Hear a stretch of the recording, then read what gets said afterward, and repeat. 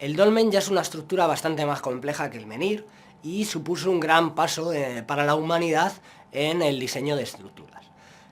¿Cuáles son las diferencias? En primer lugar, ya no tenemos una única piedra, ya tenemos varios elementos estructurales que se combinan entre sí. Y en segundo lugar, pues uno de estos elementos estructurales ya no descansa directamente sobre el suelo, sino que descansa sobre otros elementos, sobre otras piedras. Entonces, ¿por qué es importante estudiar cómo funciona un dolmen? ¿Por qué vamos a insistir en este caso? Bueno, pues porque esto nos va a servir para ver cómo funciona cualquier estructura. ¿Cómo funciona cualquier estructura? Vamos a seguir los mismos pasos para analizar el comportamiento estructural del dolmen, de los que vamos a seguir a lo largo de todo el curso para analizar el comportamiento estructural de cualquier otro tipo de construcción. Entonces, lo primero que tenemos que ver son qué partes tiene un dolmen, qué elementos estructurales forman un dolmen. Entonces, un dolmen puede estar constituido por dos pilares o más. También hay dolmenes en los que hay más de dos pilares, pero como mínimo tenemos dos pilares. Los pilares son pues estas piedras verticales sobre las que descansa el siguiente elemento, que es el dintel. El dintel es la piedra que está colocada de forma horizontal y que descansa sobre los pilares. Bueno, esta misma configuración la vemos en la mayoría de las edificaciones modernas. Tenemos una serie de pilares, una serie de columnas sobre las que descansa el dintel. Y sobre este dintel ya es sobre el que construimos el techo, el tejado de la estructura. Bueno, para analizar la estructura del dolmen y para analizar cualquier otro tipo de estructura, vamos a hacerlo en tres niveles diferentes. El primer nivel sería el nivel global de la estructura, analizar la estructura como un conjunto. Y en este paso es muy importante tener en cuenta las cargas, todas las cargas que van a actuar sobre la estructura.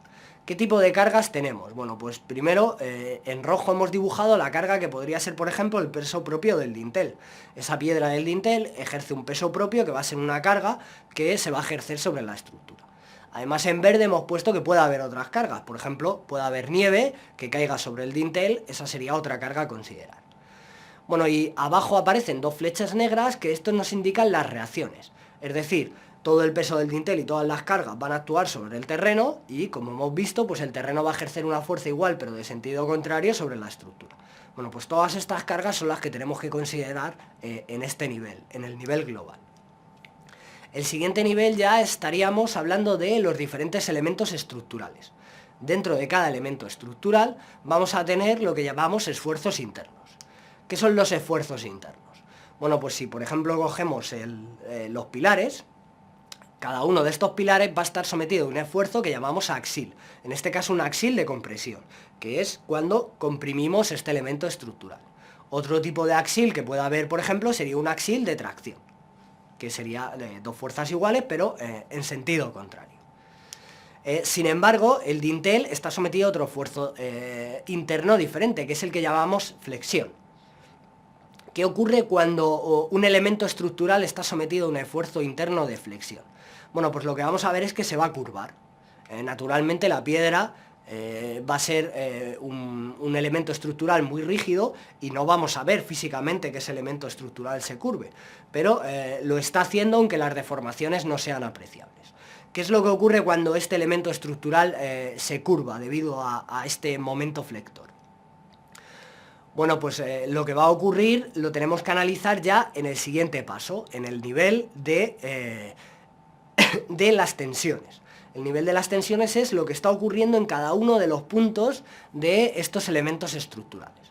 Entonces, si por ejemplo nos vamos a un pilar que está sometido a un esfuerzo de compresión, lo que vamos a tener es que en cada uno de estos elementos tenemos algo que llamamos tensión, que sería la fuerza dividida entre la superficie, y este valor de la tensión va a ser el que va a determinar de alguna forma el límite de resistencia de este elemento estructural. Es decir, cada material va a tener un valor máximo de tensión que va a ser capaz de soportar. Entonces tenemos un valor de la tensión que es el que está aplicado, que sería toda la fuerza que actúa sobre este elemento estructural dividido entre la superficie, entre la sección que tenga. Naturalmente, contra mayor sección tenga, menor será el valor de la tensión, y eso lo tendremos que comparar con la propiedad de resistencia de este material. Bueno, estamos introduciendo aquí una gran cantidad de conceptos, no os preocupéis que a lo largo de todo el curso iremos profundizando más en todo ellos. ¿Qué es lo que ocurre cuando tenemos un elemento estructural sometido a flexión, como el caso del dintel? Bueno, aquí ya no tenemos que todos los puntos estén comprimidos. Aquí ya, en función del punto que estemos analizando, vamos a tener un valor de la tensión diferente. Entonces, ¿qué ocurre cuando este elemento estructural flecta, se curva? Bueno, pues en toda la parte superior lo que vamos a tener es que los puntos tienden a unirse, están comprimidos, están sometidos entonces a unas tensiones de compresión. Sin embargo, en la parte inferior los puntos tienden a separarse. Entonces lo que tenemos aquí es que tenemos tensiones de tracción. Entonces vamos a tener también que tener en cuenta la diferencia entre las tensiones de tracción y de compresión, porque el comportamiento de los materiales va a ser diferente si están sometidos a tracción o si están sometidos a compresión.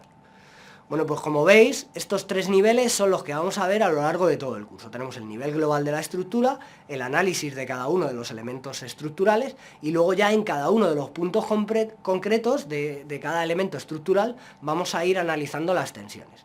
Esto es un poco la guía que vamos a seguir para analizar las estructuras a lo largo de todo el curso.